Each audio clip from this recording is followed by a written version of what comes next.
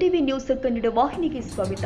ಬೆಳ್ಳಂಬೆಳಗ್ಗೆ 6 ರಿಂದ ಮಧ್ಯರಾತ್ರಿ 1 ಗಂಟೆ 30 ನಿಮಿಷದವರೆಗೂ ಲೋಕಾಯುಕ್ತ ವಿಚಾರಣೆ. ಅಪಾರ ಚಿನ್ನಾಭರಣ ಪತ್ತೆ. ಬೆಳಗಾವಿಯ ಇಲ್ಲಿನ ನೋಂದಣಾಧಿಕಾರಿ ಕಚೇರಿಯಲ್ಲಿ ಇನ್ಚಾರ್ಜ್ ಉಪ ನೋಂದಣಾಧಿಕಾರಿ ಆಗಿರುವ ಸಚಿನ್ ಮುಂಡೇಕರ್ ಹಾಗೂ ಬೆಳಗಾವಿ ಜಿಲ್ಲೆಯ ರಾಯಭಾಗದ ಪಶು ವೈದ್ಯಕೀಯ ಪರೀಕ್ಷಕ ಸಂಜಯ್ ದುರ್ಗನವರ್ ಅವರ ಮನೆ ಹಾಗೂ ಕಚೇರಿಗಳ ಮೇಲೆ ಶುಕ್ರವಾರ ಲೋಕಾಯುಕ್ತ ದಾಳಿ ಮಾಡಿದ್ದು ಕೋಟ್ಯಾಂತರ ಮೌಲ್ಯದ ವಸ್ತು ಹಾಗೂ ದಾಖಲೆಗಳನ್ನು ವಶಕ್ಕೆ ಪಡೆಯಲಾಗಿದೆ. ಸಚಿನ್ ಅವರ ಮನೆಗಳು, ಕಚೇರಿ ಹಾಗೂ ಸಂಬಂಧಿಕರ ಮನೆ ಸೇರಿ 5 ಕಡೆ ದಾಳಿ ನಡೆಸಲಾಗಿದ್ದು 2.50 ಕೋಟಿಗೂ ಅಧಿಕ ಆಸ್ತಿ ಪತ್ತೆಯಾಗಿದೆ.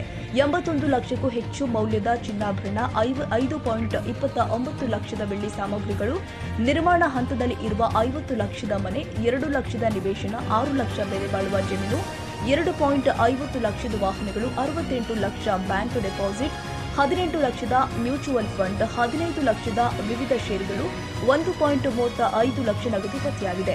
ಸಂಜಯ್ ಅವರಿಗೆ ಸೇರಿದ 3 ಸ್ಥಳಗಳ ಪರಿಶೀಲನೆ ನಡೆಸಿದ್ದು 1.50 ಕೋಟಿಗೂ ಅಧಿಕ ಮೌಲ್ಯದ ಆಸ್ತಿ ಸಿಕ್ಕಿದೆ. 42 ಲಕ್ಷದ ಮನೆ, 4 ಲಕ್ಷದ ಹೊಲ, 4.77 ಲಕ್ಷದ ನಿವೇಶನ, 10 ಲಕ್ಷ ಬೆಲೆ ಬಾಳುವ ಚಿನ್ನಾಭರಣ, 4.5 ಲಕ್ಷದ ವಾಹನಗಳು, 8.86 ಲಕ್ಷ ಮೌಲ್ಯದ ಇತರೆ ದಾಖಲೆಗಳನ್ನು ವಶಕ್ಕೆ ಪಡೆಯಲಾಗಿದೆ.